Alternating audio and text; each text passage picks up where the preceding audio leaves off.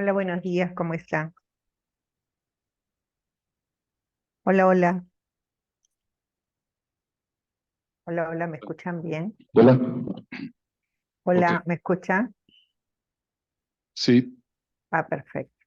se te escucha. Ok, ¿Qué tal? bueno, muy buenas tardes, amigos, amigas. Qué gusto tenerles aquí en CIESPAL, en la Casa de la Comunicación, en este evento que es de gran importancia para nosotros, ahora que estamos en vísperas de nuestro congreso, el primer Congreso Latinoamericano de Comunicación, CIESPAL FELAFAX. Queremos dar el saludo que corresponde a este tercer seminario regional andino de ALAIC, que viene cumpliendo un papel importantísimo dentro de lo que es el desarrollo de la investigación en comunicación en América Latina. Conversábamos con Karina Olarte el otro día y resaltábamos lo importante que es que tengamos un enfoque en medio de la globalización que vivimos, tengamos un enfoque también desde lo regional, ¿no? Desde los pedacitos más pequeños, porque evidentemente muchas veces en la globalidad se pierden esas expresiones, se pierden esas experiencias, y justamente son espacios como este el que les permite recuperar la experiencia y recuperar información que es fundamental para el propósito que tenemos en el trabajo comunicacional. Esta tarde de hoy vamos a tener el foro número 2 de este seminario, que se titula Observatorios y laboratorios como procesos, espacios de investigación en la región. Bien, pues mi nombre es Francisco Ordóñez, me han encargado la moderación de este foro y con gusto vamos a proceder. Vamos a tener la participación de algunos compañeros y compañeras, algunos presenciales aquí en esta sala y otros a través de la virtualidad. Vamos a trabajar con un esquema más o menos flexible, pero pensando en que podríamos tener el uso de la palabra alrededor de 15 minutos cada uno, para luego tener conversación con el público, y si es que hace falta, pues, reforzar algún concepto, tendrán la oportunidad de hacerlo los aquí presentes. Entonces, vamos a empezar este segundo foro con una pequeña reflexión que me gustaría hacer, toda vez que el trabajo de los observatorios y laboratorios, en realidad, como dice acá el nombre del foro, son procesos y espacios de investigación en la región que son fundamentales. Eh, Nosotros estamos empeñados en un proceso de fortalecimiento de prácticas comunicacionales que nos lleven hacia un esquema de democratización de la comunicación, ¿no es cierto? Creemos que el trabajo de observatorios y laboratorios es fundamental en ese aspecto.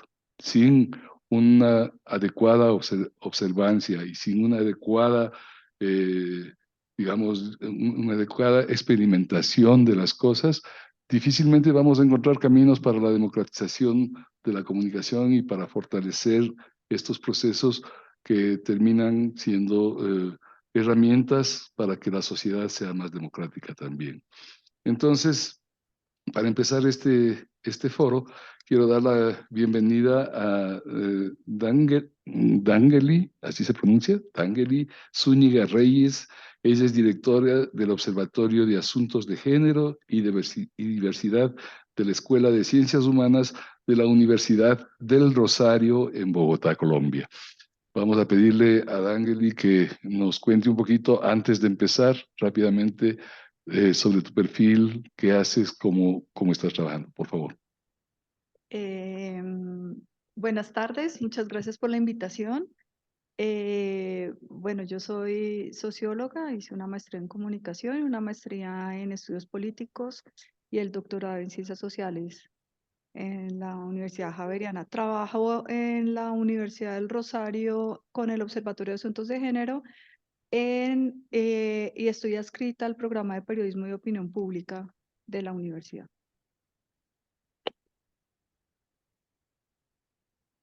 Empiezo. Bueno, bueno, muchas gracias por escuchar.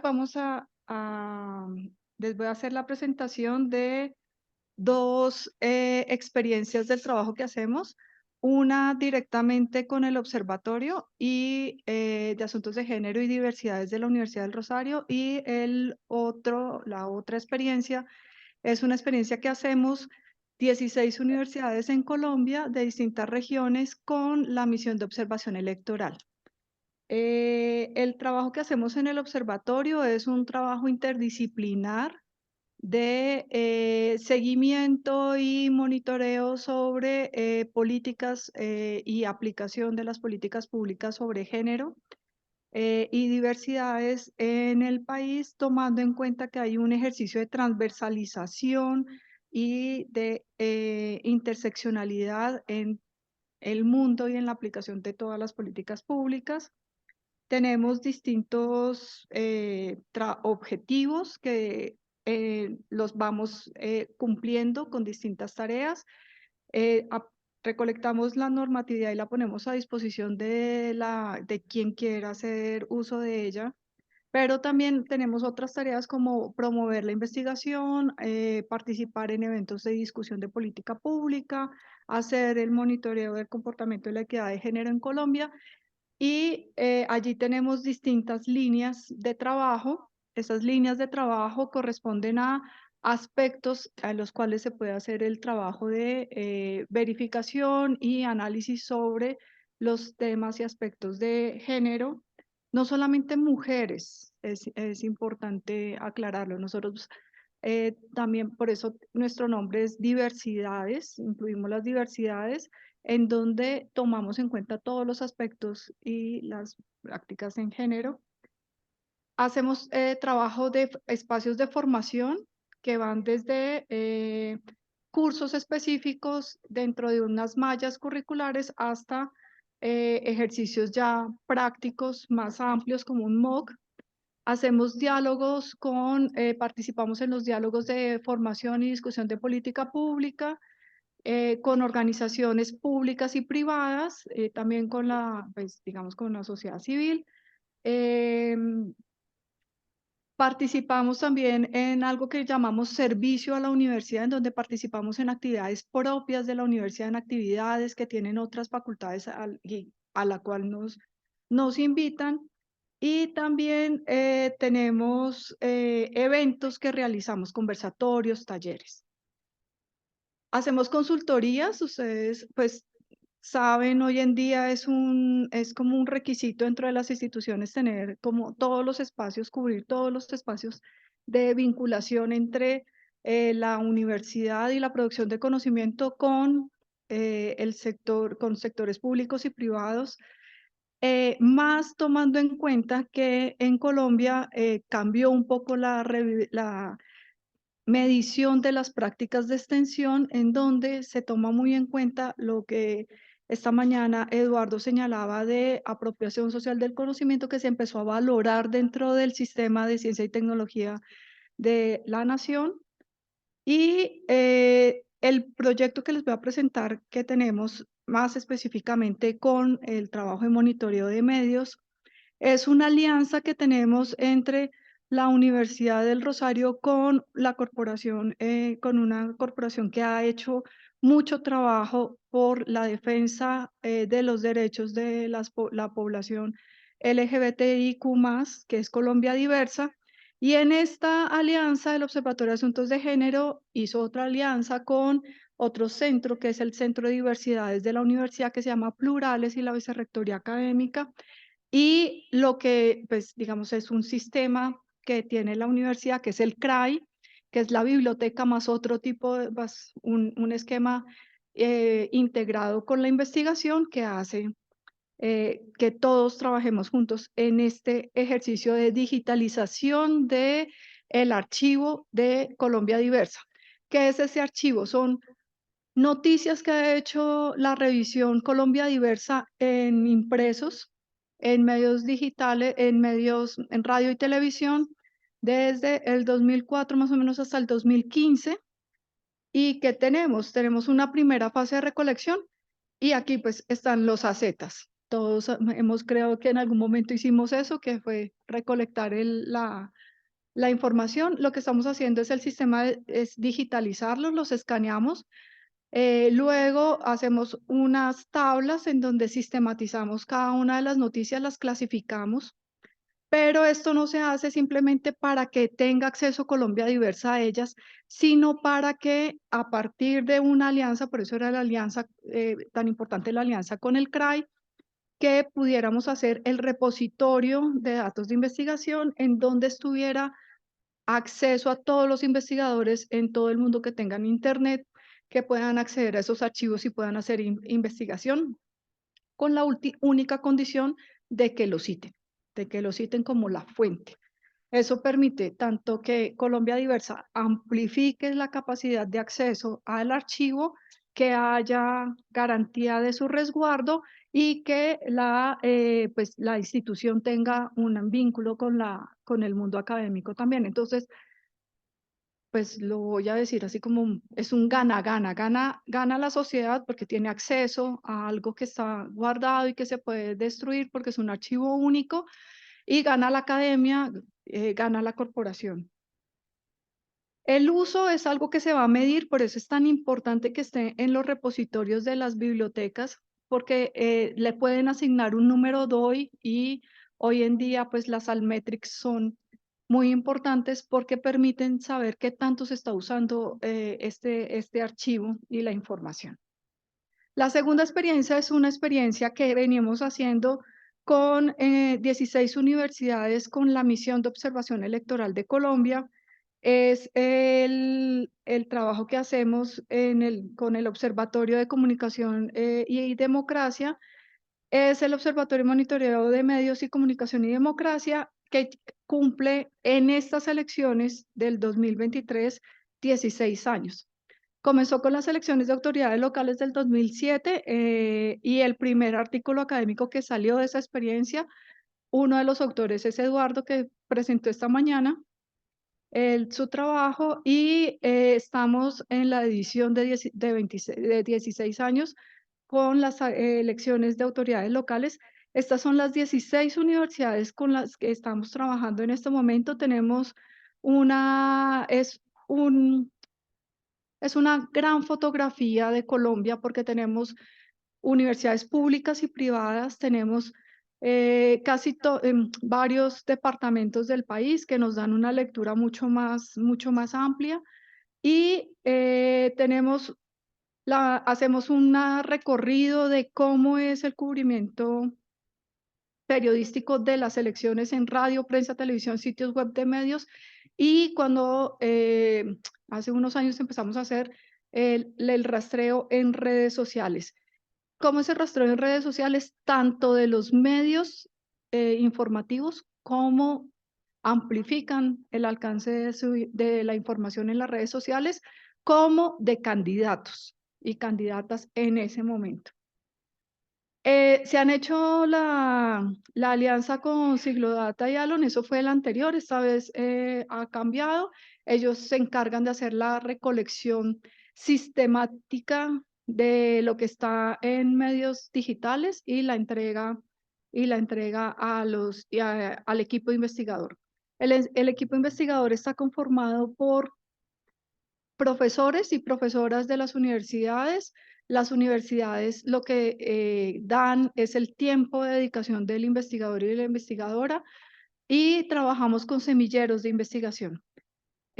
Con ellos, con los estudiantes, nosotros hacemos la sistematización de la información y hacemos análisis que luego trabajamos para sacar una publicación en internet, y pues estos libros súper gigantes que salen anualmente. ¿Y por qué es tan importante este trabajo?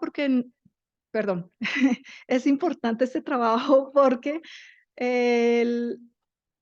estamos viendo cuál es el papel de los medios en las democracias, y sobre todo en una democracia colombiana que es democracia, pero que también está, como siempre, en riesgo. Siempre tenemos crisis en algunas regiones porque hay varios delitos electorales que se cometen, tenemos presiones a los periodistas para realizar su trabajo en las regiones. Esto lo hacemos también con los profesores muy conscientes de que las recomendaciones son muy respetuosas a los periodistas y las periodistas, porque sabemos que están bajo presión permanente y que no es presión simplemente que te llega un papelito, sino que es presión y muchas amenazas contra la vida de los periodistas que quieren hacer periodismo de investigación en profundidad.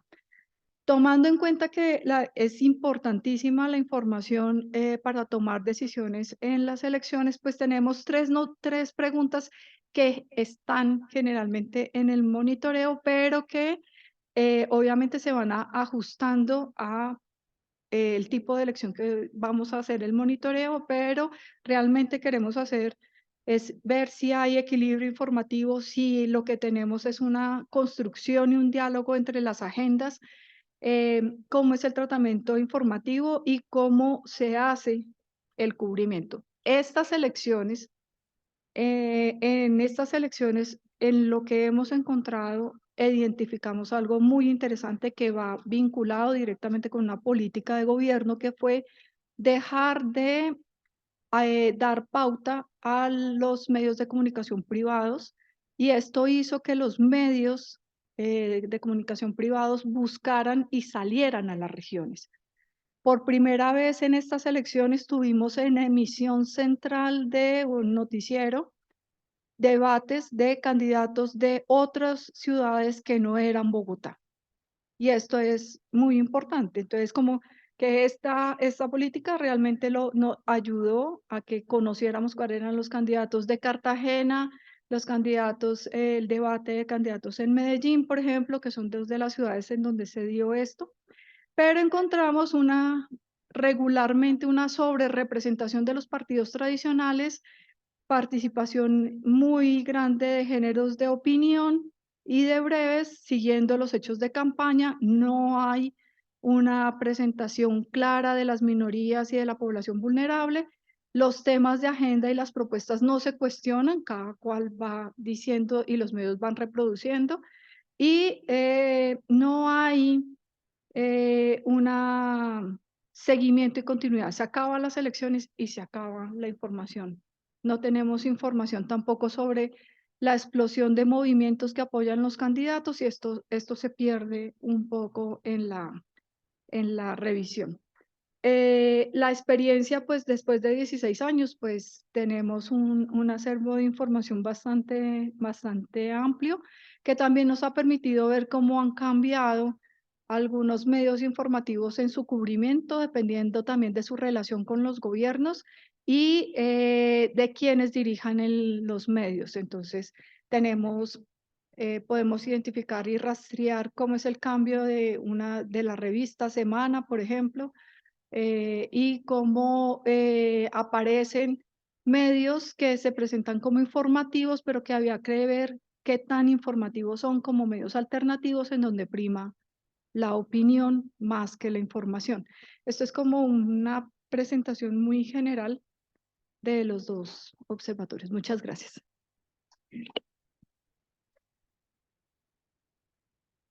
Sin duda, muchas gracias a ti, D'Angeli. Muy interesante la propuesta. Yo voy a dejar, no voy a comentar nada, sino más bien al final podemos participar todos.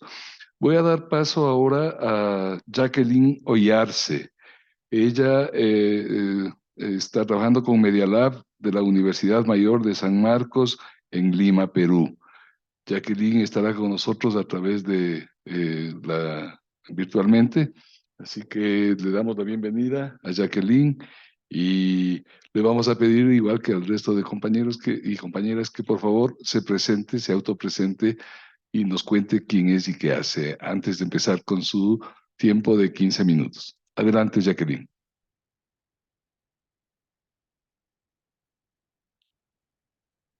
¿Estás conectada, Jacqueline?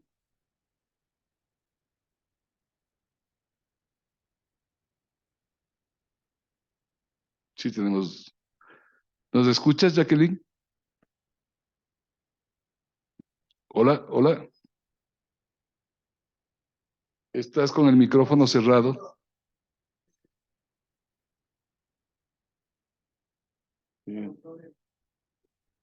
Bueno, vamos a ver si es que soluciona el problema inmediatamente. Ya, ahí está queriendo entrar. Ya, Escuchando. Ahora sí me escucha. ya. Ahora sí te Ya, escuchamos, sí. Jacqueline. Sí, no Ya. sé por qué se me fue el audio y el video yo les escuchaba perfectamente. Muy buenas tardes tengan todos ustedes. Me hubiese Buenas tardes, encantado estar, bienvenida. ¿cómo están? Me hubiese encantado estar con ustedes, pero ahora tengo clases, así que no podía dejar mis clases y irme a Ecuador, pero ganas no me faltaban. Igual, desde la universidad estoy conversando con ustedes y siguiendo también mis estudiantes la conferencia. Nosotros somos un grupo de investigación, según la denominación de la Universidad Nacional Mayor de San Marcos, a la que yo pertenezco. Somos un equipo, en realidad, Media Lab UNMCM es un laboratorio de medios, es el primer laboratorio de medios en humanidades que se logró formar en el Perú. Quería hacer un breve paréntesis nada más para decir que soy coordinadora de este grupo de investigación, soy doctora en literatura peruana y latinoamericana, tengo la licenciatura en comunicación social, y conozco a varias personas que están ahí, entre ellas a Víctor Rico, a quien no veo hace muchos años, pero también he seguido muy de cerca el trabajo de Eduardo y bueno, todo el de ALAIC en una primera etapa. Me dedico a la enseñanza universitaria, soy directora del departamento de la Escuela Profesional de Comunicación Social aquí en Lima, Perú, y paralelamente al trabajo docente y al trabajo de dirección de escuela, pues me dedico a la coordinación de este grupo de investigación que está integrado por docentes investigadores de toda el área de humanidades. No solamente de comunicación, también tenemos investigadores de educación, de informática, y tratamos de hacer primero fue un equipo humano que nació en 2016, como una experiencia, digo, primera como laboratorio de medios, y nosotros nos propusimos analizar, investigar y proponer modelos alternativos a los medios de comunicación tradicionales, ¿no? Se veía venir el gran monopolio de medios que se ha establecido en el Perú. Entonces teníamos que, era un desafío estudiar este proceso en sus inicios. Entonces nos juntamos un grupo de investigadores para trabajar en conjunto esta idea, ¿no? Surge como laboratorio de medios y la Universidad Nacional Mayor de San Marcos, en un proceso que nosotros llamamos licenciamiento universitario a cargo de una entidad pública nacional que se denomina Superintendencia Nacional de Educación Universitaria, pues para lograr el licenciamiento, o sea, la categoría de una universidad que investiga y que produce conocimiento, teníamos que hacer algunas modificaciones de toda nuestra estructura, y es así como se instituye la política de grupos de investigación. Entonces, los laboratorios que estaban naciendo en ese momento se convirtieron nominalmente en grupos de investigación. Como digo, Media Lab nació para analizar, para investigar, para proponer modelos alternativos a los medios de comunicación tradicionales, y queríamos sentar las bases de proyectos innovadores con incidencia multimedia, ¿no? Básicamente que tuviera, como digo, un sustento académico. Y esos fueron nuestros primeros objetivos. Con el paso del tiempo hemos ido madurando y hemos ido, entre todos los investigadores que conforman este equipo, siguiendo líneas de investigación específicas para la producción de material que analice, que interprete, que investigue acerca de estos fenómenos. En ese sentido, trabajamos la línea de investigación periodismo, Big Data y sistemas inteligentes, sociedad y nuevas tecnologías de la comunicación multimedia, y también trabajamos los estudios del discurso desde una perspectiva crítica de análisis discursiva, ¿no? Nos interesaba mucho la forma como se estaban estableciendo los discursos políticos de aquel entonces. Estaba Ollanta Humala en la presidencia y, como ustedes saben, había muchísimo conflicto con la presencia femenina de su esposa, que terminó pues incidiendo negativamente en ese gobierno, aparte de todos los otros detalles que internamente se discutieron mucho acerca de los procesos de intereses económicos que me doy cuenta es parte de nuestra forma de ser latinoamericanos, hasta cierto momento en los gobiernos, en las altas esferas gubernamentales. Bueno, entonces, como decía, Media Lab lo que hace es posibilitar que los docentes y los estudiantes experimenten, propongan y también produzcan innovación en el proceso de I+D+I, investigación, desarrollo e innovación con medios digitales, ¿no?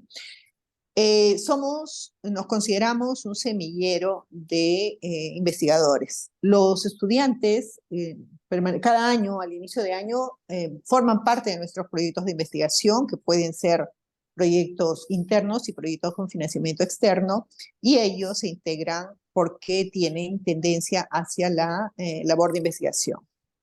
Con nosotros van madurando este proceso, sacan las tesis y, como muchos de nuestros egresados, alumnos que formaron parte de este grupo, de este laboratorio, actualmente se desempeñan en diferentes instituciones públicas y privadas, realizando también trabajo de esta naturaleza, ¿no? Muchos de ellos se están dedicando al periodismo de investigación y tienen un impacto social bastante interesante. Entonces consideramos que como innovadores, como semilleros y como propuesta de innovación y trabajo de formación de jóvenes investigadores, estamos pues desarrollando una contribución, ¿no?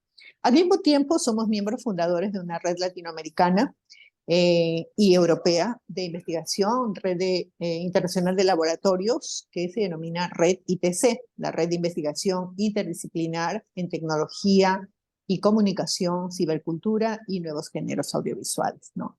Tenemos vínculos con profesores de universidades de México, de España y de Brasil, actualmente también de Portugal.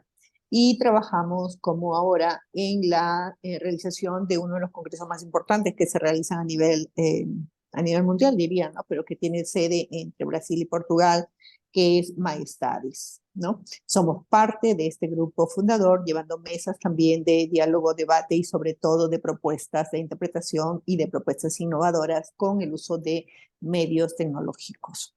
¿Qué más hacemos? Ahorita estamos trabajando sobre inteligencia artificial y somos como universidad la primera universidad que propone al país el uso de inteligencia artificial para diferentes procesos. Uno de los procesos es la labor,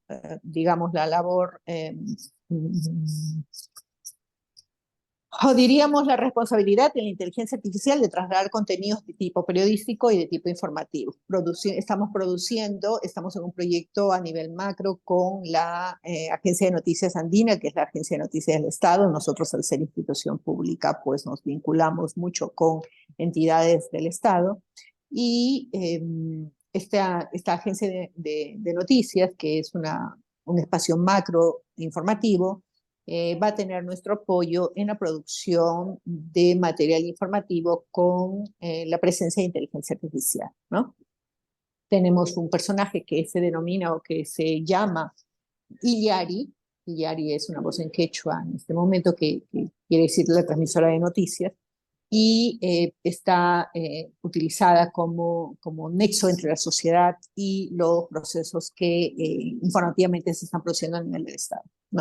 No necesariamente a nivel de gobierno, a nivel del Estado. En eso estamos trabajando ya ahora el uso de inteligencia artificial para mediatizar procesos y formando siempre jóvenes investigadores que son los que trabajan y aportan en este laboratorio, que es donde estoy en este momento físicamente, realizando trabajos que consideramos pueden aportar a la sociedad y convertirse también en innovación para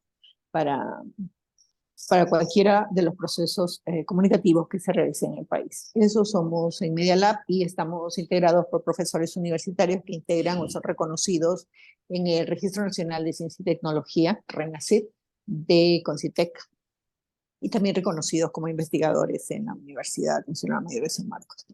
Ese es nuestro trabajo y nuestro aporte desde la academia. Gracias. Muy bien. Muchas gracias, Jacqueline. Vamos a continuar. Vamos a ceder la palabra ahora a Pamela Cruz. Ella es coordinadora del Observatorio Interuniversitario de Medios de Ecuador, OIME. Así que igualmente que a las otras compañeras te pedimos por favor que te autopresentes, nos cuentes quién eres, qué haces y nos hagas tu propuesta. Claro que sí. Muy buenas tardes. Muchísimas gracias por la invitación al Observatorio Interuniversitario de Medios Ecuatorianos a este espacio. Pues como decía Pancho, la casa, yo le añadiría la Casa Latinoamericana de la Comunicación. Muchísimas gracias. Para mí es un privilegio el estar en esta mesa. Coordino el Observatorio Interuniversitario de Medios Ecuatorianos, OIME. Soy docente universitaria formada en el área de comunicación y actualmente estoy haciendo mi último año doctoral en comunicación y aprendiendo sobre todo de esas experiencias de las distintas regiones en cuanto a los observatorios, vedurías y laboratorios de medios.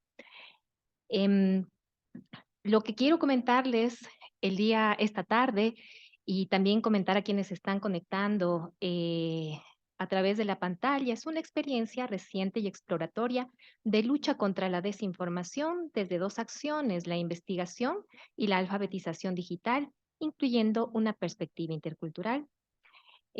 Quiero antes de seguir avanzando, para contarles la hoja de ruta que es en la siguiente diapositiva, decir a Pancho, por favor, unos minutos adicionales. Yo creí que tenía unos 20, voy a intentar correr, así que muchísimas gracias por ese tiempo de adición y también a Anthony, que es quien me va a estar apoyando.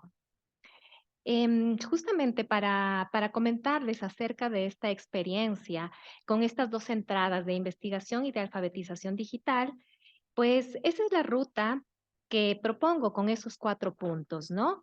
Como ustedes ven en pantalla. Para comentar sobre cómo ha sido el proceso del OIME alrededor de lo investigativo y de lo formativo. Esos 4 puntos los iré desarrollando en diálogo con ciertas secciones de 2 documentos que aún mantienen el eco a nivel regional. Un documento es ver desde la ciudadanía, observatorios y veedurías de medios de comunicación en América Latina, de Germán Rey, y otras secciones del primer encuentro latinoamericano de observatorios de medios y comunicación que se dio hace 8 años aquí en CIESPAL. En la siguiente diapositiva, que me parece que perfecto, después en la siguiente. Como ustedes pueden observar ahí en pantalla, voy a hacer uso justamente de esta cita de Germán Rey para no solamente referirme al surgimiento de los observatorios y las veedurías de medios como figuras sociales que se han ido consolidando desde fines del siglo anterior, sino también para explicar de esa manera el origen del Observatorio Interuniversitario de Medios Ecuatorianos, que fue en junio del 2020. A partir de esa palabra que está destacada, que es la crisis, a partir de aquí ustedes van a tener puntos de encuentro justamente con lo que estaban conversando anteriormente Jacqueline y también con lo que estaba conversando D'Angeli. Por ejemplo, el trabajo que se realiza entre docentes y estudiantes, ¿no? Cuando vemos esta palabra crisis ahí subrayada, cabe destacar o cabe recordar que si bien el observatorio nace en junio del 2020 en plena pandemia por el COVID, en octubre del 2019, es decir, pocos meses antes, el Ecuador había atravesado una crisis política, 2 semanas fuertes de protestas sociales que dejaron 6 víctimas y al menos 249 testimonios de vulneraciones de derechos humanos. Llega marzo del 2020 con esta crisis sanitaria por el COVID, ¿no? Entonces, entre la crisis político-social del 2019 y la crisis sanitaria del 2020, sin desconocer la crisis de los medios de comunicación en el Ecuador por el tema de la concentración y también por los modelos para narrar los hechos, hubo otra crisis, la infodemia o la cantidad excesiva de información y desinformación. En la siguiente diapositiva, entonces, podemos, y ustedes van a encontrar unos códigos QR, así que les voy a animar a que puedan ustedes ir leyendo también otros tipos de informaciones del observatorio con esos códigos QR. Como les contaba, en ese escenario de crisis multidimensional nace el OIME, que actualmente reúne a 6 universidades que están distribuidas en esas provincias del territorio ecuatoriano, sobre todo en la sierra, y a una institución de cooperación internacional. Es decir, el énfasis de la alianza está en las universidades porque el observatorio apuesta también a la formación de periodistas para nuevas demandas del ecosistema informativo. El trabajo es colaborativo como el de otros observatorios, como ya escuchamos, igual que de veedurías y laboratorios de medios. Este trabajo se realiza alrededor de la investigación de los contenidos que circulan en lo digital, sean medios digitales, redes sociales, aplicaciones de mensajería privada, para identificar los distintos desórdenes de la información, es decir, contenidos falsos, contenidos erróneos, desinformación como tal. Si retomamos entonces a Germán Rey, la necesidad a la cual está apuntando el observatorio está relacionada con la situación del derecho a la información de los y las usuarias digitales, como uno de los mecanismos para la construcción de la ciudadanía y del espacio público digital. En la siguiente diapositiva está una cita de Guillermo Tenorio, que hace referencia justamente al derecho a la información que está íntimamente relacionado con el derecho al acceso a la información. Ambos son esenciales para la democracia contemporánea. Y ahí justamente nosotros podemos, con esa cita, podemos notar que la información juega un papel, un rol importantísimo para un diálogo y una acción, así como la desinformación, que es el espacio en el que trabaja el OIME, puede reemplazar o alterar ese rol. En la siguiente diapositiva están ubicadas los 4 grupos de acciones o respuestas contra la desinformación o la información contaminada que se han clasificado a nivel eh, internacional y que van justamente en esos distintos grupos, están actuando diversos actores del campo comunicacional, donde se encuentra el Observatorio Interuniversitario de Medios Ecuatorianos en 2 acciones. La primera, en la parte inferior ustedes van a ver el apoyo a los públicos por medio de respuestas educativas pensadas para periodistas en formación, usuarios digitales y la población quichua. También el observatorio, más bien hacia el lado superior, se posiciona también en la identificación de la desinformación con respuestas investigativas más una estrategia de divulgación científica. Me voy a referir a esta última respuesta desde lo investigativo para ir entonces generando vínculos con la parte de lo formativo. Pasemos a la siguiente diapositiva. Como había mencionado, el Observatorio Interuniversitario de Medios Ecuatorianos tiene dentro de su misión el investigar y lo hace a través de 4 líneas de investigación que van a incluir justamente las prácticas ciudadanas, las prácticas periodísticas, van a incluir también la información contaminada en la opinión pública y en los discursos científicos. Si ustedes activan ese código QR, van a acceder al final del texto, que es Pandemia y nuevas realidades para la comunicación en Ecuador, editado por CIESPAL. En uno de los capítulos finales está justamente un registro de lo trabajado en el primer año del Observatorio Interuniversitario de Medios Ecuatorianos. Trabajamos con una temática coyuntural, o así nacimos, que fue el COVID. Estudiamos entonces la desinformación en discursos del Poder Ejecutivo, la calidad de los contenidos, también el discurso del COVID en relación a la violencia, también cómo el COVID se estaba presentando en el discurso científico, en los soportes o las redes sociales, Facebook, Twitter y medios digitales. Aunque la temática de salud la mantenemos dentro del trabajo de OIME, hemos ido transitado a otros temas. Y justamente como esta mesa, este foro tiene que ver con los procesos, yo podría decir que dentro de ese tránsito, entonces, nosotros hemos ido avanzando ya desde un análisis de contenido, un análisis del discurso, un monitoreo, hemos ido avanzando a empezar a conseguir datos acerca de esta industria de la desinformación. ¿Quiénes son los proveedores? Las características de los consumidores, cuáles son esos patrones que se repiten, ¿no? Entonces, ahora ya nos están interesando también desinformación y comunicación política, estamos trabajando sobre sátira y memes, por ejemplo, estamos mirando otros espacios como TikTok, aplicaciones de mensajería privada, ¿no? En la siguiente diapositiva ustedes pueden ver también que el observatorio ha tenido 19 papers en estos 3 años y medio. Hemos logrado estar también en comités organizadores de 2 congresos en España, uno en el Ecuador. Y como les decía, entonces podríamos hablar de este proceso. Este proceso ha ido desde estos análisis de contenido, análisis del discurso. Ahora ya estamos en la parte de la estructura de la desinformación y también nos estamos abriendo a la investigación aplicada. En esta diapositiva voy a empezar hacia mi lado izquierdo. Ustedes ven ahí dos infografías. Una está en castellano y otra está en quichua. Estas infografías surgieron de una investigación justamente relacionada con los memes, con el humor. En la historia de la prensa ecuatoriana, siempre la sátira y el humor, el consumo de la sátira y el humor ha estado presente. ¿Qué es lo que hicimos? Nos dimos cuenta cuál era el consumo e hicimos una propuesta con 4 etapas para construir memes informativos. Esto lo hemos compartido con medios de comunicación, con periodistas y con universidades. Esto actualmente está siendo utilizado por Diario La Hora y antes por Diario El Comercio, que ya dejó de circular. En los otros gráficos de esta diapositiva, ustedes van a encontrar un código QR que hace referencia a unos espacios de divulgación que tenemos que se mantienen en X-Space, mientras que la infografía hace referencia a los antecedentes de ese espacio en la red X, ¿no? Que fue por Zoom y justamente se llamó en primera línea del COVID porque eran unos espacios que a la par que estábamos nosotros haciendo el trabajo investigativo, nos interesaba empezar a hacer la divulgación científica.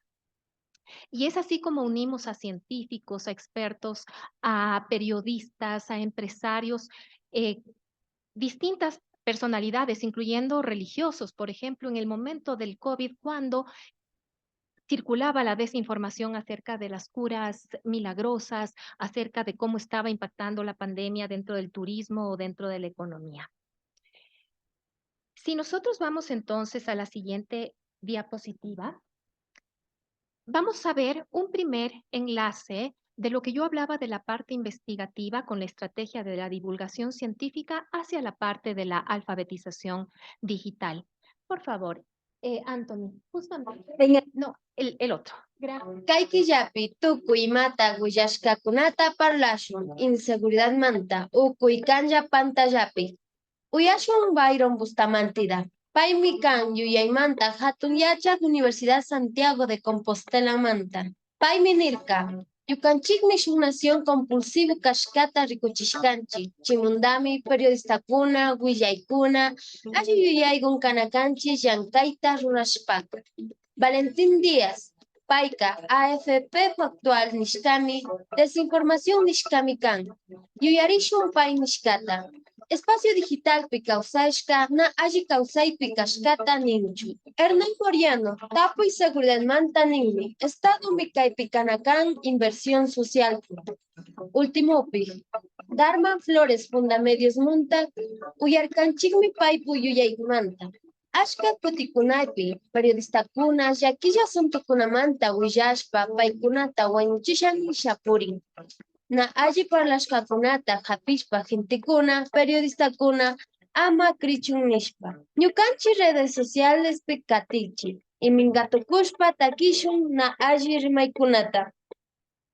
A quienes ustedes acabaron de ver se llama Verónica, ella es estudiante de una de nuestras universidades, la Universidad Técnica de Cotopaxi. Y pues justamente este tipo de materiales, tanto en castellano como en quichua, surgen de estos espacios donde vamos poniendo en diálogo a los distintos actores alrededor de la desinformación. En la siguiente diapositiva, me voy a permitir justamente apoyarme en lo que dice Germán Rey en cuanto a la interacción, esta invitación para interactuar alrededor de la conceptualización del ver y del observar en el marco del trabajo de los observatorios para hablar acerca de esto.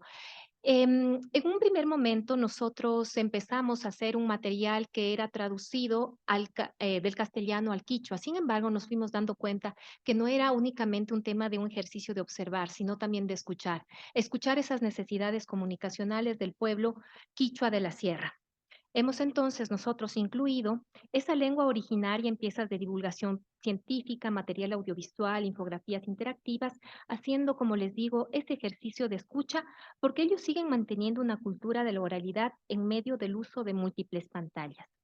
En la siguiente diapositiva, ya me iré centrando justamente en la parte de lo que es alfabetización digital en diálogo intercultural como otra acción contra la desinformación. Este código QR les lleva justamente a un paper que habla de 2 experiencias. Una de esas experiencias es el OIME y la otra experiencia es Ecuador Verifica, que en alianza con la sociedad civil, los medios de comunicación y las universidades trabajan justamente en la lucha contra la desinformación.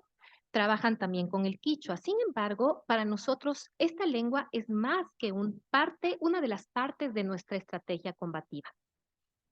En la siguiente diapositiva podemos ver nosotros una línea del tiempo, mencionar que en este año, en el 2023, ha sido muy importante para fortalecer no solamente la producción en quichua, sino también para darnos cuenta y reflexionar justamente sobre este ejercicio del escuchar, ¿no?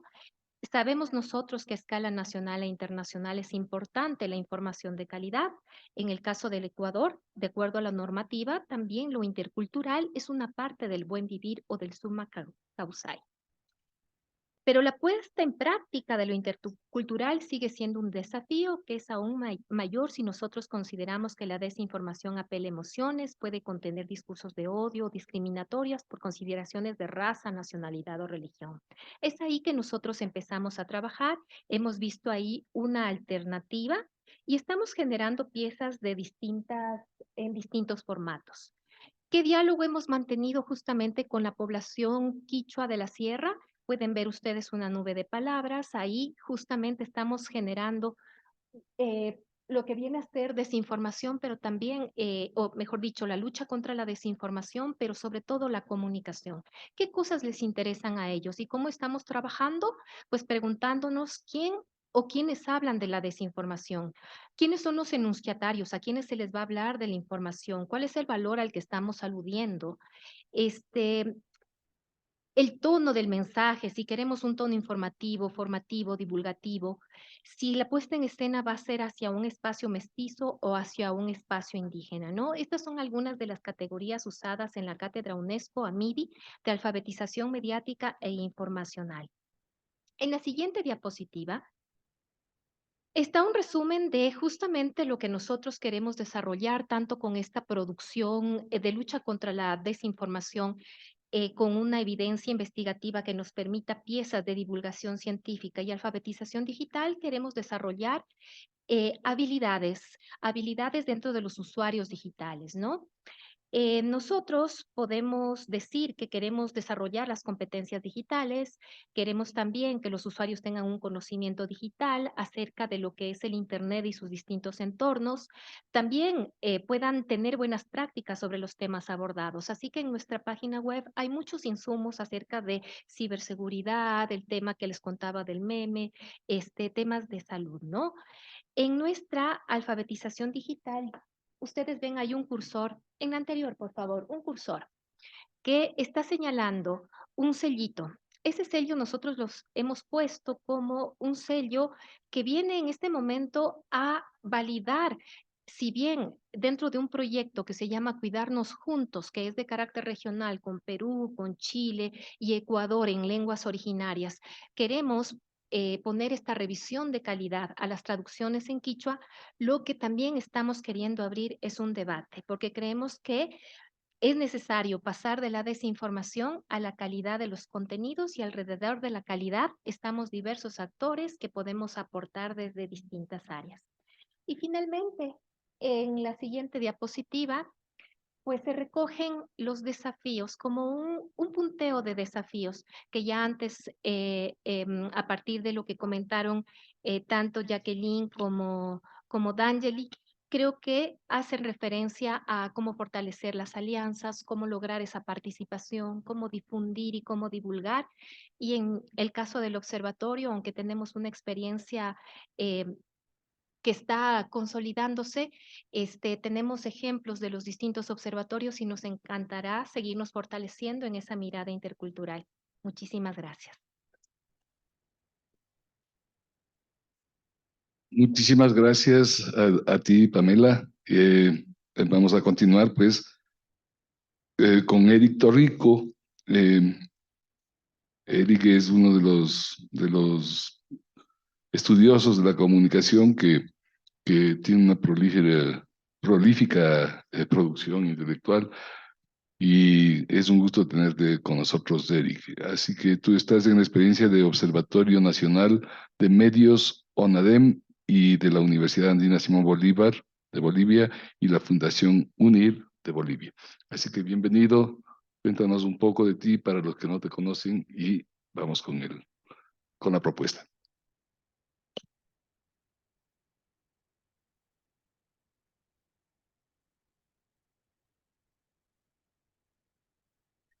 Sí, buenas tardes.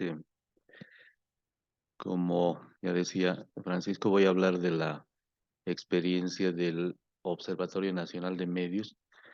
Es una experiencia ya pasada, ¿no? Tal vez esto hace diferencia con las anteriormente expuestas, y que resultó de una iniciativa universitaria en conjunción con el trabajo de la Fundación Unir Bolivia, y se extendió entre finales de 2005 y finales de 2014. Bueno, yo estuve en esa tarea porque soy docente en la Universidad Mayor de San Andrés, la Universidad Pública en La Paz. Después coordino el área de posgrado en Comunicación y Periodismo en la Universidad Andina Simón Bolívar en La Paz. Y bueno, todavía soy responsable del proyecto de comunicación democrática en la Fundación Unir Bolivia. ¿De dónde sale el ONADEM, que era nuestra sigla? De un, creo, doble diagnóstico.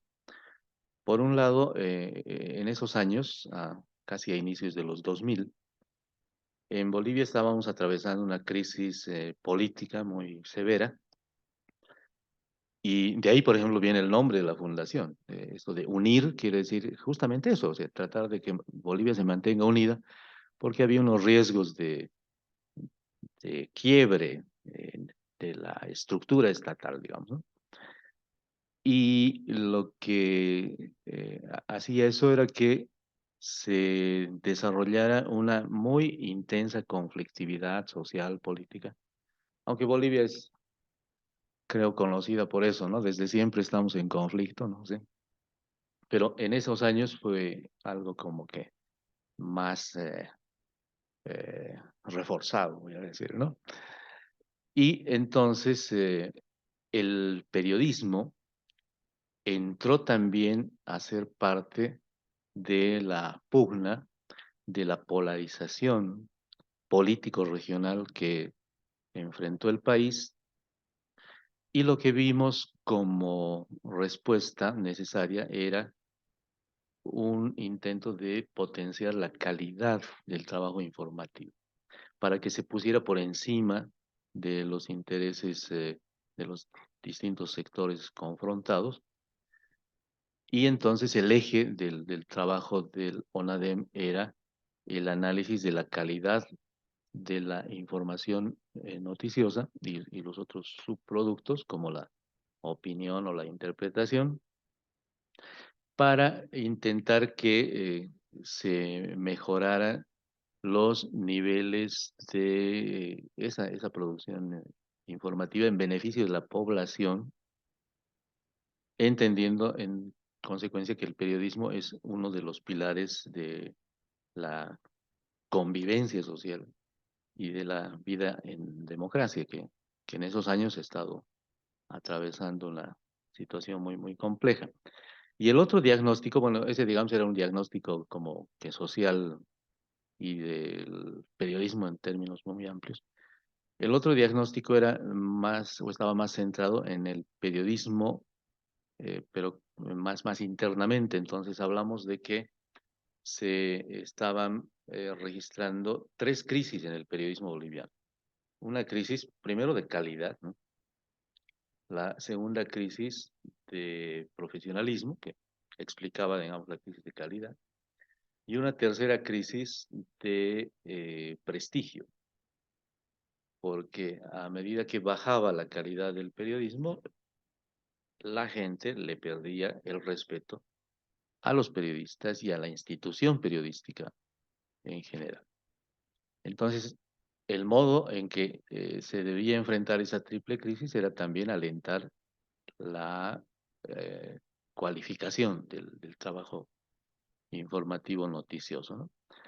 Y el observatorio se estableció con apoyo de la cooperación internacional con el propósito muy global de mirar y evaluar el desempeño de los medios periodísticos en situaciones de conflictividad y en función de unos estándares de calidad.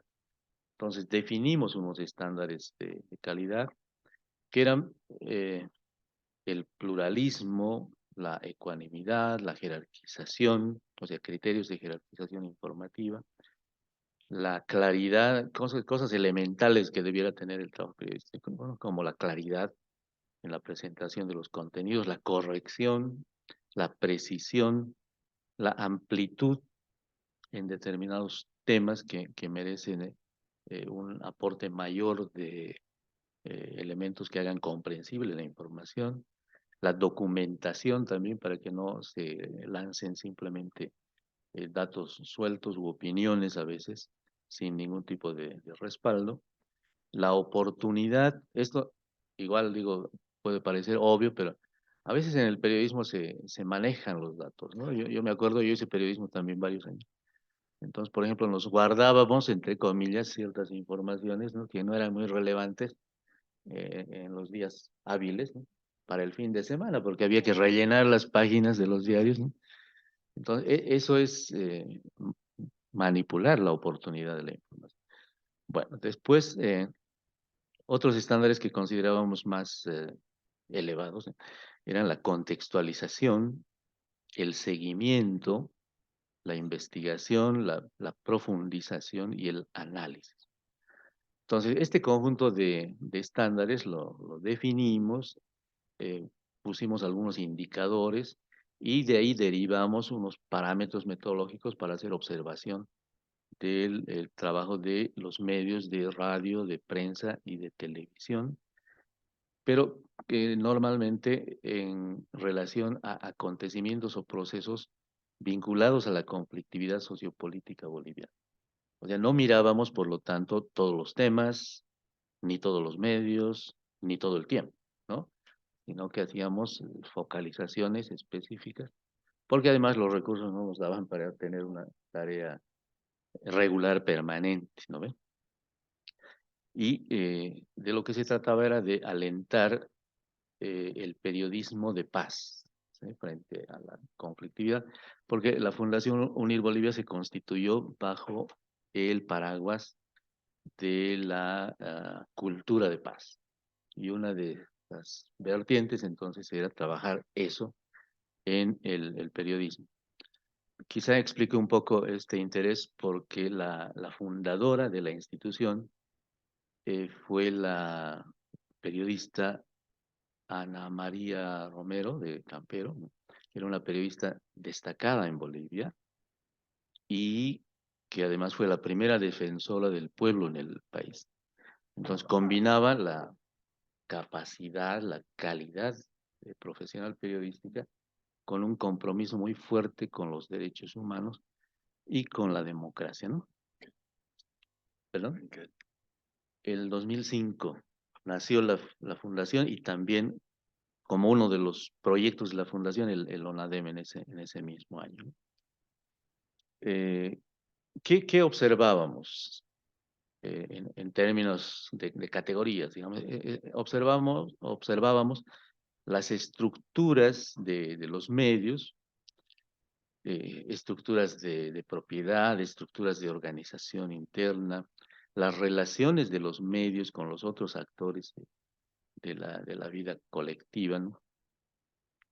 Después la producción noticiosa, la agenda que iba marcando esa producción noticiosa, pero les reitero, en relación con los hechos o procesos de conflicto, ¿no?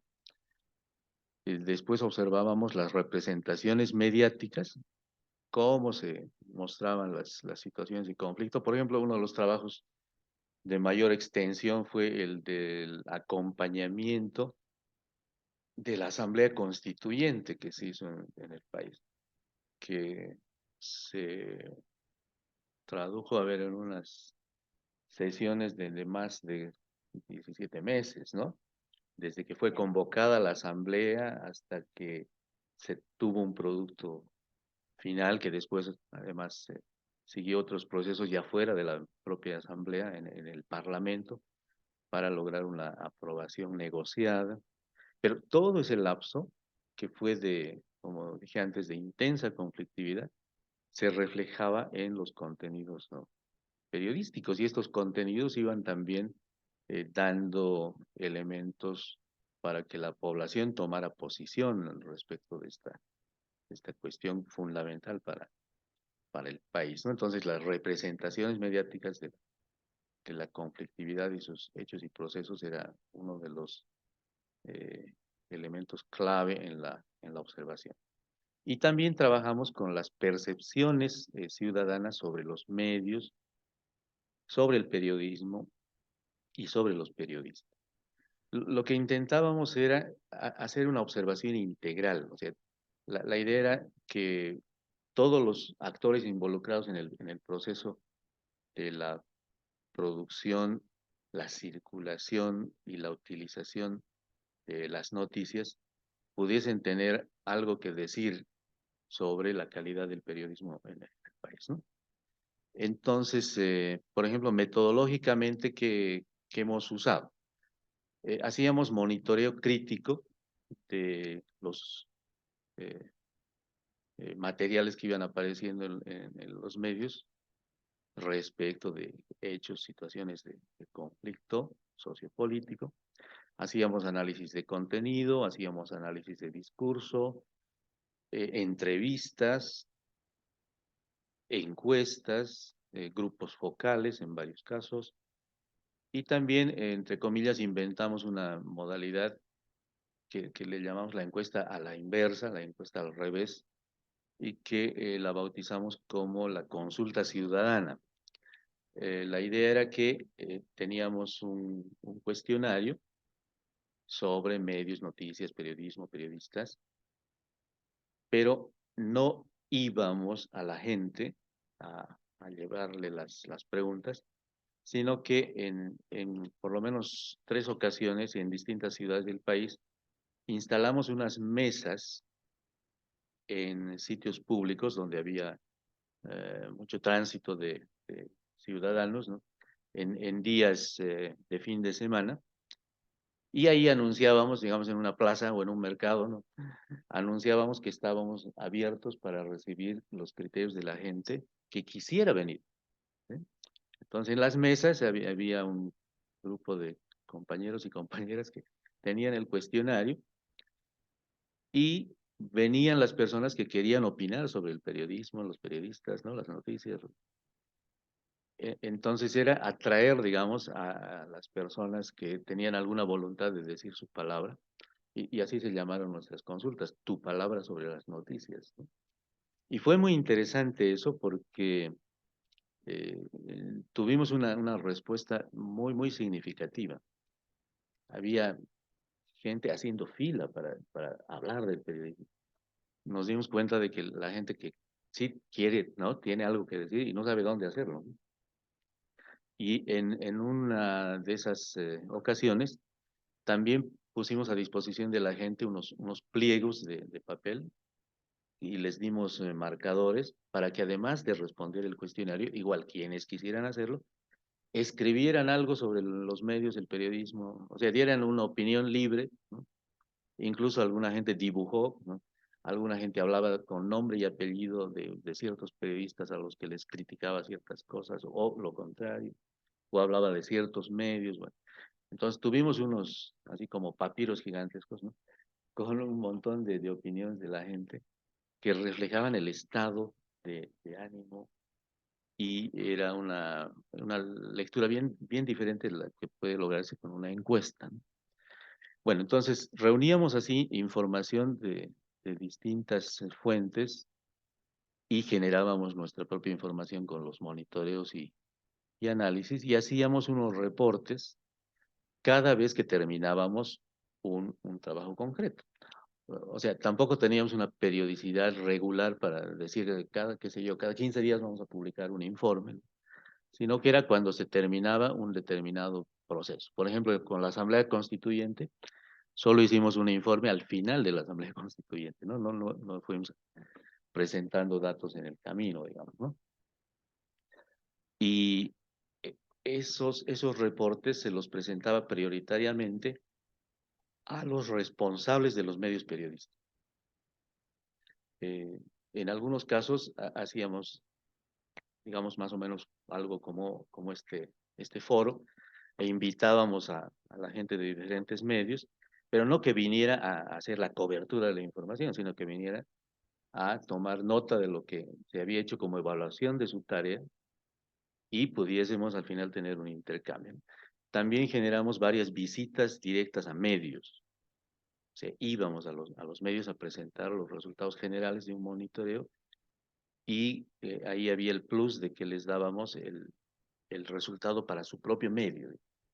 Al principio, eso les comento, fue muy complicado, ¿no?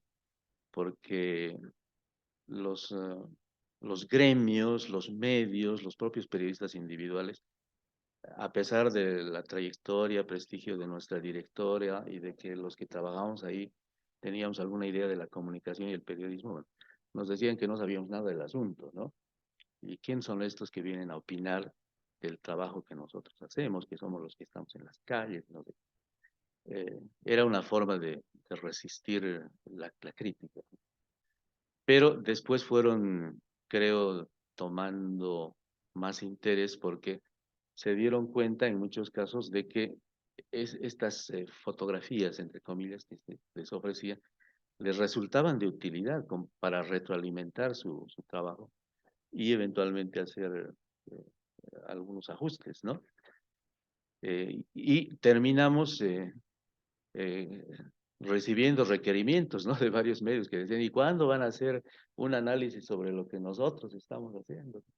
Sí, lo general nos sirve, pero nosotros quisiéramos algo específico. O sea, fue evolucionando eso. Pero también estuvimos muy afectados por la polarización, ¿no? Porque en determinados casos nos decían, ustedes son pro gobierno, ¿no? Por eso critican a los medios independientes, ¿no? Y cuando íbamos con la gente de los medios del gobierno, porque en Bolivia hay medios del gobierno, no hay medios estatales, no hay medios públicos, y nos decían todo lo contrario, ¿no? Que ustedes son los vendidos a la derecha, no sé qué. Y entonces, como que no les vamos a tomar en cuenta. Pero eso se fue como que flexibilizando por el tipo de trabajo que se llevó adelante, que era un trabajo riguroso, exhaustivo, sustentado, entonces que ganó su propia legitimidad, que alcanzó su propia credibilidad, ¿no? Y también hicimos estas presentaciones, llevamos estos reportes a sectores de la ciudadanía. Por ejemplo, esto que les comentaba de las encuestas, de los grupos focales, de las consultas ciudadanas. Llegó a la gente así de a pie, que veía en los resultados reflejada su preocupación, reflejados sus puntos de vista, y también en determinados momentos hicimos diálogos entre ciudadanos y gente de medio, porque difícilmente se encuentran, ¿no? Y tienen percepciones recíprocas no muy alentadoras, ¿no? Eh, en estas investigaciones que hicimos con la gente, por ejemplo, se notaba claramente que sí, y me parece que sigue ocurriendo eso, sí los ciudadanos valoran al periodismo como una institución útil para la sociedad, para la democracia, pero cuestionan duramente el trabajo concreto, así empírico, digamos, de los periodistas y los medios. O sea, el periodismo es bueno, pero los periodistas no lo son, ¿no? Entonces respetamos a la institución, pero a la gente no.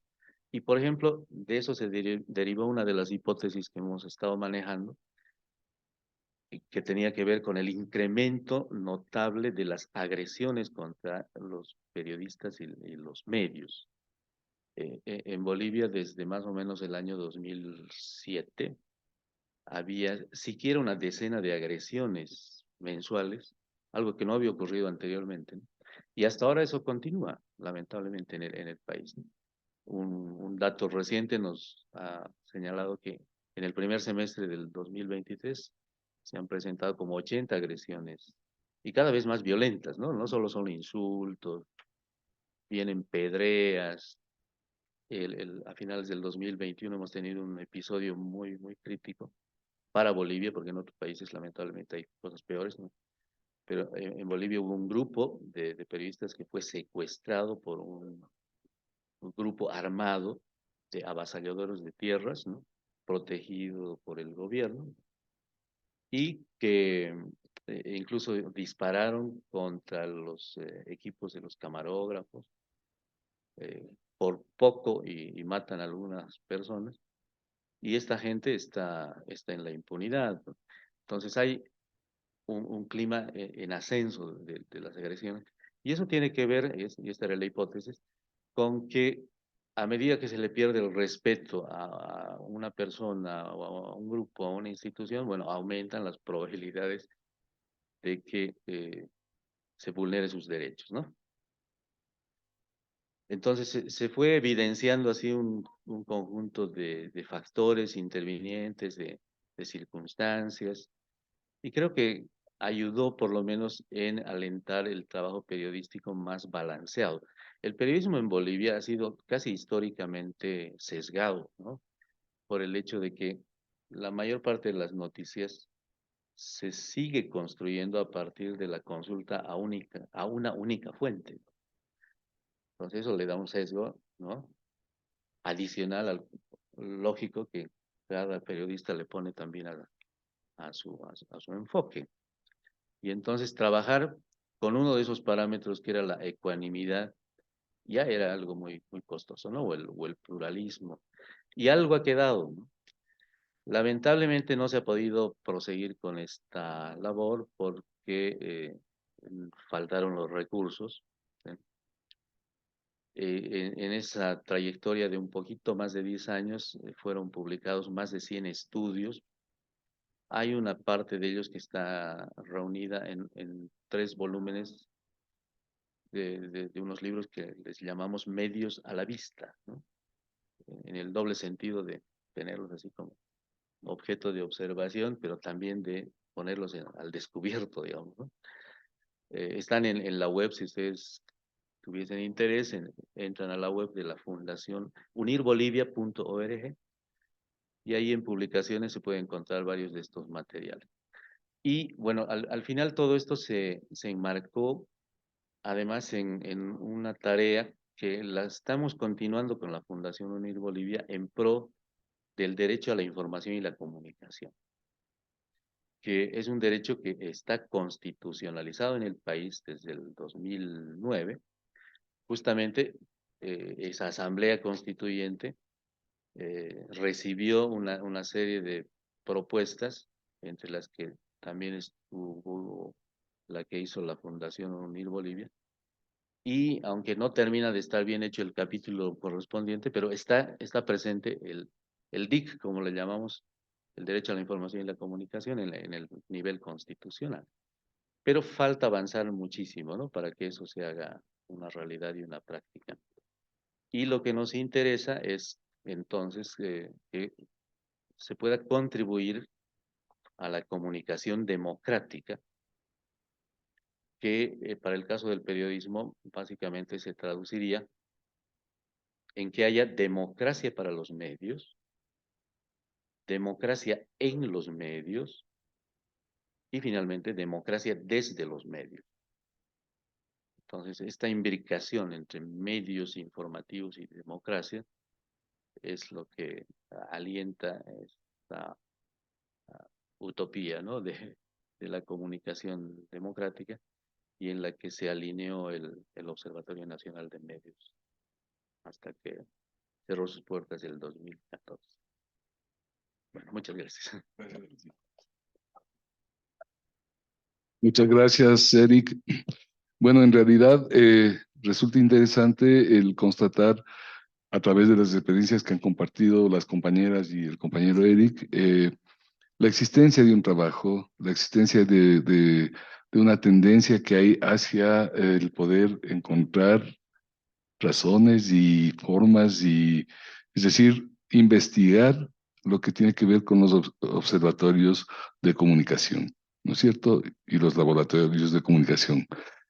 Las experiencias que aquí se han compartido yo creo que son sumamente importantes y son diversas, por suerte, ¿no? Son de diferente tipo, lo que nos muestra además que hay una mirada más panorámica, ¿no? No solamente en cosas específicas.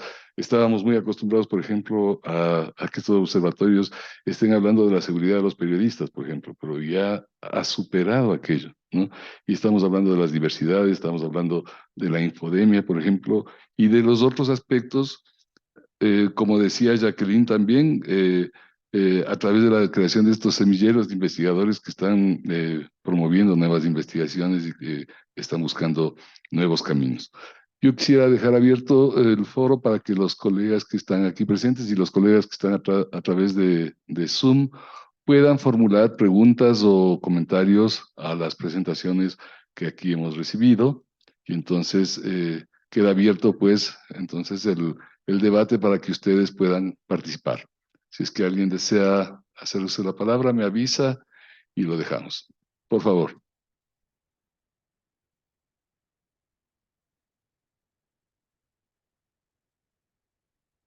Vamos. Bueno, muchas gracias por las exposiciones. Sí me gustó lo que decía recién el compañero, la diversidad de perspectivas, ¿no? Y de abordajes. No, muy brevemente, digamos, por un lado no, por un lado me quedaba pensando un factor unificador que apareció en todas los relatos, es el de la crisis, ¿no? Digamos, como punto de partida o como, ¿no? Como cuestión de abordaje, pero al mismo tiempo, digamos, de esa crisis también cada una de las experiencias me parece que es importante en algo que también se conversó a la mañana, en el trabajo colaborativo, ¿no? En la respuesta a esas crisis de distintas formas de trabajo colaborativo, de distintos tipos de trabajo en red, y me parece que ese es un punto para seguir fortaleciendo, ¿no? Y para seguir trabajando en eso. A ver, yo quería decir muy brevemente algunas cositas, algunas cuestiones para conocer más de las experiencias. Conozco por suerte la experiencia del ONADEM, digamos, tuvimos la oportunidad alguna vez de visitar ese lugar y de trabajar en nuestras cátedras con los materiales que allí se produjeron, que nos servían para pensar, pero la verdad de las otras experiencias no las conocía. Me parecía súper interesante esta experiencia del Observatorio de Género y Diversidades y esa política de transversalización e interseccionalidad que planteó, digamos, la compañera en en la exposición. No me quedaba de claro, digamos, sí me pareció también interesante todo ese trabajo de articulación. No me queda claro, siempre pensando, ¿no? Uno del marco de referencia desde el que mira, en este caso de Argentina, si esa es una política específica de esta universidad, de este colectivo, o si en las universidades colombianas, o en el Ministerio de Educación, o sea, de otros ámbitos, se viene trabajando en esta línea que es absolutamente imprescindible, ¿no? De transversalización de una perspectiva de género y de diversidades. Con relación a la experiencia del Perú, también me pareció interesante que en ese relato que hacía Jacqueline, y esta experiencia incipiente de inteligencia artificial, de alguna manera también respondía a una interpelación que aparecía esta mañana, ¿no? De los nuevos desafíos que tenemos del campo de la comunicación. Si podía contar un poquito más de en qué consiste ese desarrollo que están haciendo del trabajo periodístico desde ahí, ¿no? También me pareció muy interesante este observatorio interuniversitario de medios del Ecuador, digamos, y la posibilidad de esa aplicación de la perspectiva intercultural, ¿no? Digamos, me parece que ese es un punto que por supuesto hay países y universidades que tienen un desarrollo más fuerte en ese sentido, pero que para otras regiones o para otras universidades me parece que es una apuesta interesante. Y en realidad la pregunta que tenía para Eric, medio que al final la empezó a contestar, que tenía que ver justamente desde el momento del cierre del ONADEM hasta la actualidad, sobre todo teniendo en cuenta los momentos recurrentemente conflictivos que ha atravesado Bolivia, cuál era el balance, ¿no? Digamos, que se podía establecer desde aquellos estudios, pero en realidad algunas pistas contaste acerca de eso. Gracias. Gracias. No sé si es que alguien más tiene otro comentario, Karina. Sí, un poquito para sumar a estas iniciativas que planteaba Moncho. Gracias por comentarnos las experiencias. Cada una mostraba focos interesantes, importantes, y me llaman la atención justamente el trabajo con las universidades, con los estudiantes. Creo que ahí también las cátedras por ahí se van juntando para hacer los planteamientos, trabajos de campo, etcétera. En estos casos vemos de que observamos a los medios, el quehacer periodístico, el producto periodístico con la cobertura que se ha realizado. ¿Alguna de estas experiencias ha tenido una mirada o se ha acercado al otro lado, digamos, al lado de los periodistas, al lado de los medios, como para entender también la realidad desde la producción, ¿no? Lo que ocurre no solamente desde la forma técnica de producción, sino sus posicionamientos? El licenciado Torrico hablaba de las agresiones, por ejemplo, o sea, ¿qué hay al otro lado, digamos, ¿no? Como para también interpretar y saber no solamente el producto publicado, sino también los elementos que pueden ir detrás. No sé si alguna de las experiencias, ¿no? ¿Alguien más que quiera hacer uso de la palabra? Por favor, las compañeras y le ayudas con el micrófono. Igual invito a los compañeros que están a través del Zoom que si quieren intervenir simplemente nos informen. Bueno, muchas gracias por las exposiciones. Claro, muy interesante ver cómo pueden haber observatorios con diferentes enfoques, ¿no? Yo quería hacer una pregunta al caso del Observatorio Interuniversitario de Quito. Quería saber cómo articulan con las universidades, cómo trabajan con los estudiantes y con las carreras de comunicación, imagino. Esa es mi consulta. Muchas gracias. Bueno, no veo manos en el Zoom, de manera que vamos a proceder. No sé si es que alguna otra pregunta acá. Bien, entonces vamos a proceder con una ronda de respuestas para que ustedes puedan referirse a los comentarios y a las preguntas. No sé si empezamos de la misma forma que empezamos. Bueno, sí. Nosotros, hay una política del Ministerio de Educación que se vincula con el Ministerio de Educación Nacional, con la Secretaría de Educación del Distrito, que está, digamos, vinculado también con la Secretaría Distrital de la Mujer en Bogotá y con las unidades de género de las distintas administraciones, principalmente en prevención de la violencia de género en ambientes universitarios. Es como la gran propuesta, pero pues como pasa en todos los países, entonces tenemos como una oleada de apoyo y de prevención y de reconocimiento de los derechos de las diversidades, pero después tenemos como retrocesos. Entonces esto no es como logros permanentes, sino que hay que reactivarlos cada vez. Esto brinda ventanas y a nosotros nos brindó una gran ventana cuando se creó el Observatorio de Medios, Género y Diversidades, que fueron 3 proyectos en donde participó Colombia, que fueron financiados con dineros de Alfa 3 y que eran internacionales. Participar en esos proyectos permitió que organizáramos el observatorio y que digamos, se discutiera con otras universidades sobre, no solamente sobre la prevención de las violencias de género, sino que abriéramos las discusiones en otros espacios. Eso no solamente pues estos proyectos, sino también toda la política nacional, los cambios que se han tenido, la aprobación del matrimonio igualitario, pues abrió muchas puertas para que se diera estas ventanitas, pero también esto no es generalizado. Hay universidades que los tienen, hay universidades que no les interesa. Eso frente a como a tu pregunta. Y algo que se me olvidó decir del Observatorio de Medios es que pues nosotros hacemos el informe y se habla con los directores de los medios y con los periodistas y se les muestra qué fue lo que encontramos.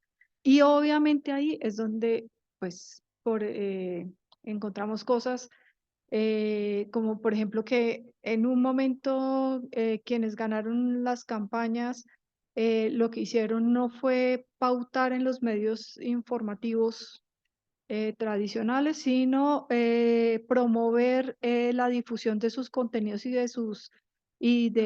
bueno, de su propaganda con las radios comunitarias y los medios comunitarios y con el perifoneo. Entonces tenemos como las brechas comunicacionales entre todo esto súper digital, pero en lo local, donde no llega internet, donde no tenemos la televisión, estaban estas formas que no habían desaparecido. Entonces,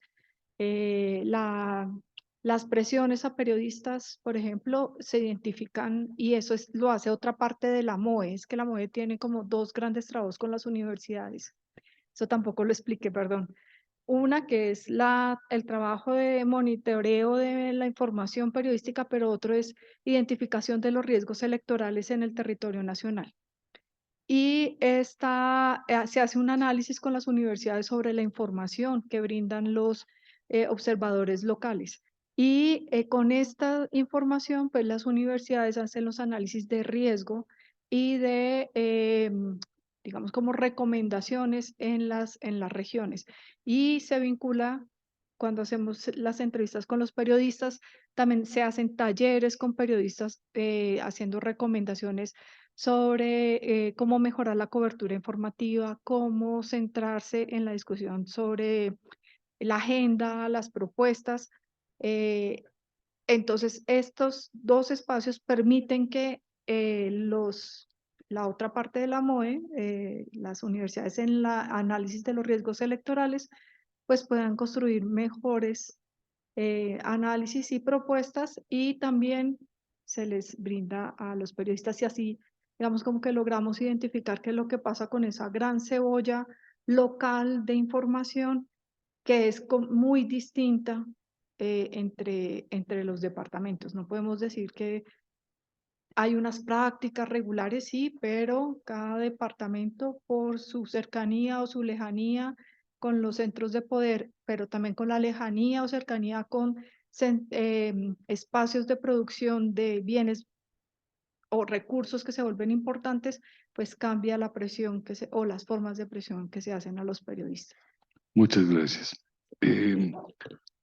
Pamela, 2 minutos, por favor, para... Perfecto. Ahí solamente en relación a lo que decía Moncho en cuanto a esos niveles que hay en la parte del desarrollo de la perspectiva intercultural, pues no solamente a nivel regional, sino al interior del Ecuador también. Por ejemplo, así rápidamente, el quichua de la sierra no es el mismo que el quichua de la Amazonía en el caso del territorio ecuatoriano.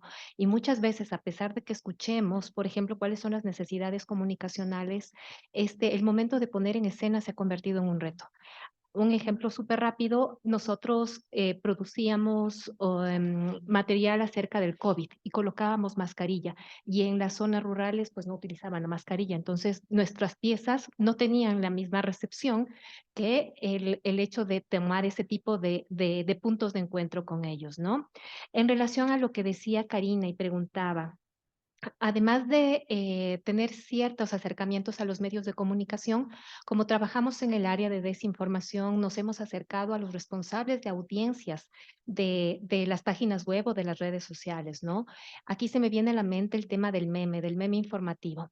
Aquí en el Ecuador logramos identificar 8 cuentas que trastocaban el logo del medio de comunicación, por ejemplo, del Universo, el diario nacional, de mayor consumo, digamos, en lo digital, y le tenían otra cuenta que se llamaba el Unverso, por ejemplo, ¿no? Entonces, les mostramos que había las personas se guiaban mucho por la parte gráfica, pero terminaban consumiendo desinformación.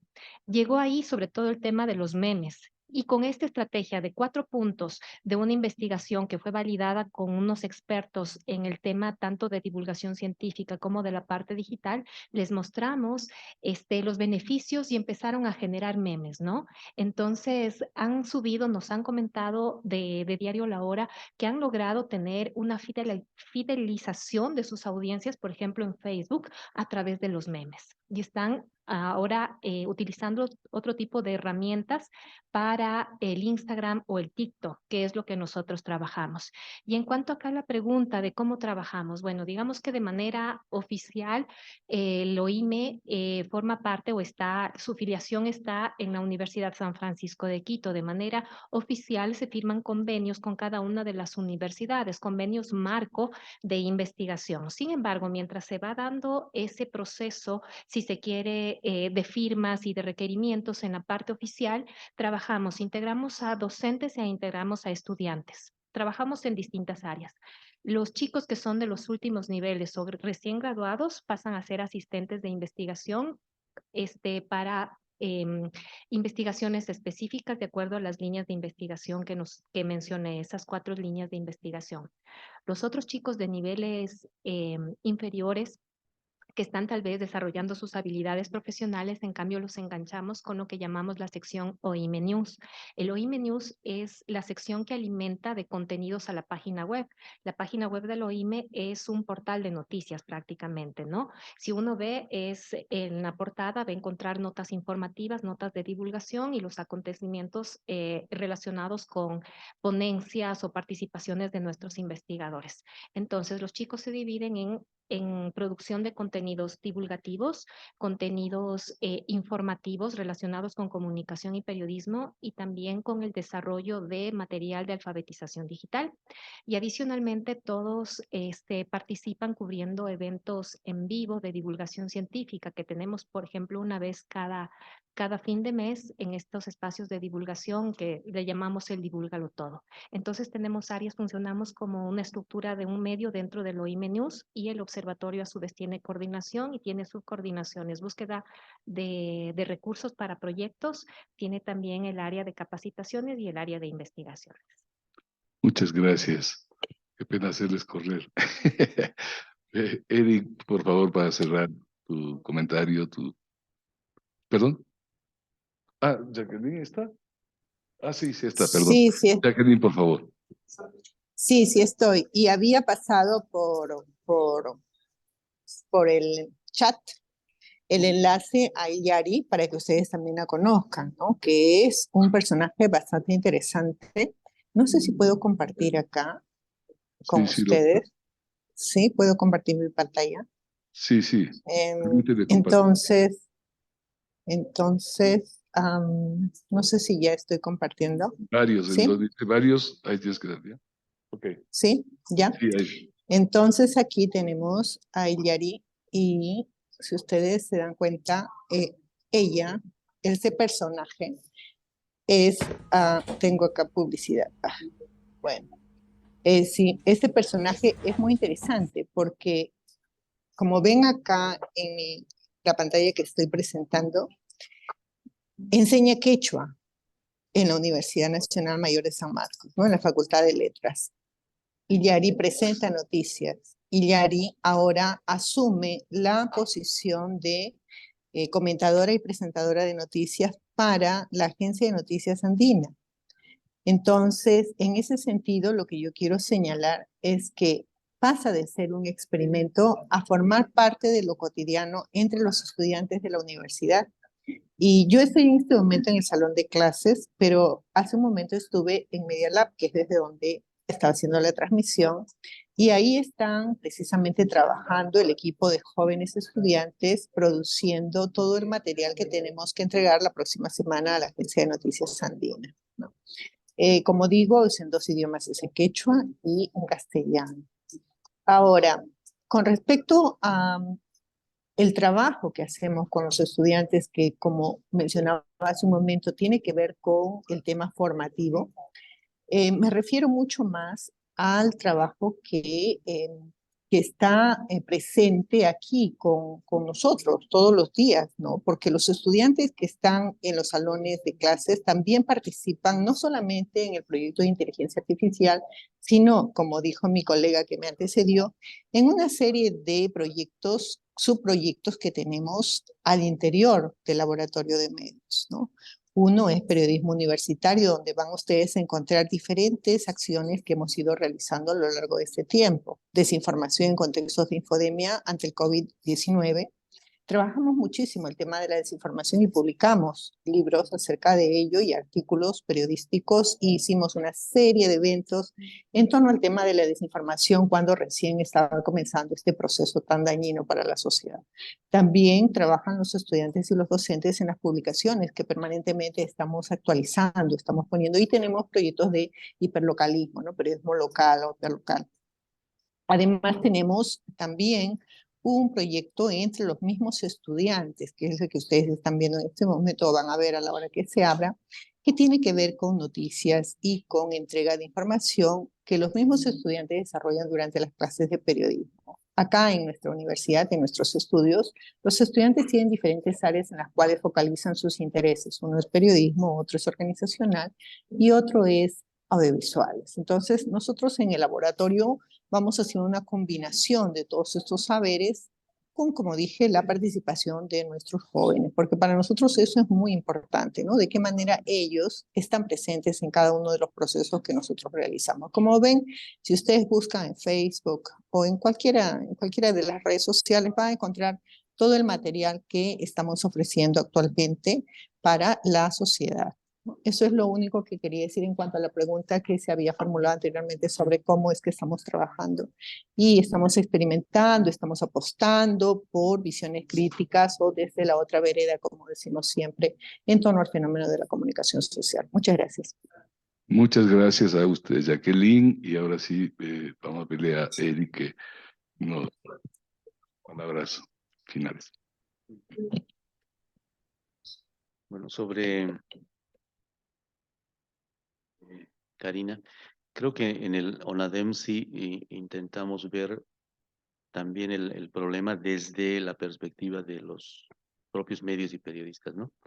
Por ejemplo, hicimos algunos trabajos sobre las condiciones laborales de los periodistas.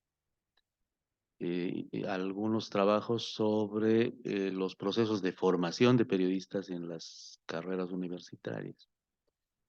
El seguimiento de las agresiones que estaban sufriendo los periodistas, los medios, instalaciones de medios, vehículos de medios, bueno, también fue un aporte en su momento.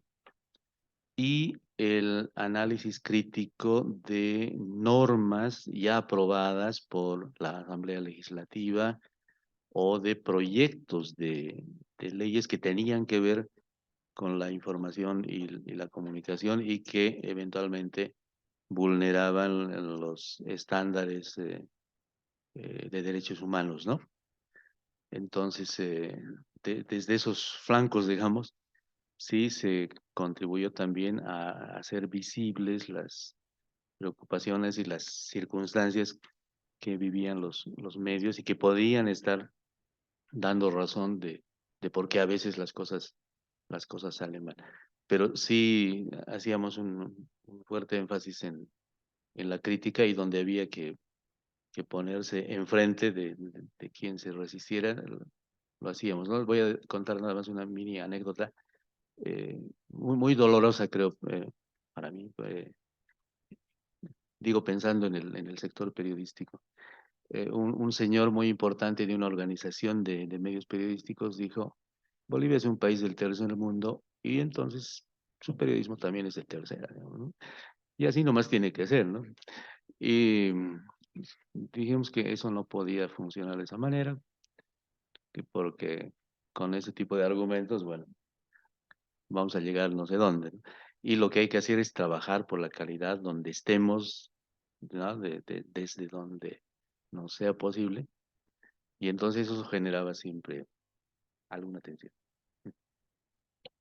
Bueno, qué interesante resulta poder compartir esta información y tener estos acercamientos porque son los que permiten realmente que volvamos a pensar en qué es lo que tenemos que hacer de aquí para adelante. Así que yo por eso felicito mucho al tercer seminario regional andino de ALAIC, porque creo que en esta jornada que han tenido ahora se van cumpliendo esos objetivos.